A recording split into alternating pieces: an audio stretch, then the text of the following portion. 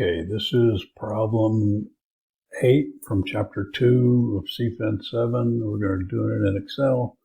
We're going to work with the income statement, working from the bottom up. So High-Tech Wireless just published its current income statement, which shows net income equal to $240,000. The statement also shows operating expenses of $500,000 before including depreciation. Depreciation was $100,000, and then the tax rate was 40%. High-Tech has no debt. What were its sales revenue and what was its net cash flow? So we basically just start at the bottom, $240,000. And the tax rate, we know that the taxes are 40% of earnings before taxes. So what that means is taxes and net income have to equal to 100% of EBT or earnings before taxes.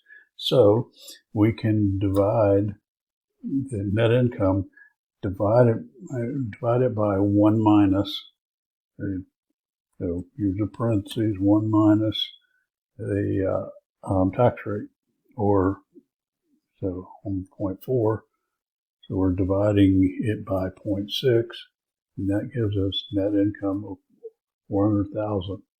We don't need it, but we can calculate the taxes by subtracting net income from earnings before taxes. There isn't any interest here, so the earnings before interest and taxes are just earnings before taxes, and normally we would add back interest. Depreciation is $100,000. So EBITDA, or earnings before interest, taxes, and depreciation, are those two added together. Earnings before interest and taxes. And then we had operating expenses of $500,000. So our sales are going to be those two again added together.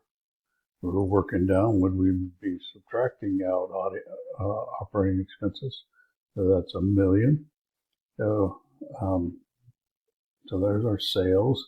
Net cash flow, net income plus depreciation. So $240,000. So it equals $240,000 plus the depreciation of $100,000.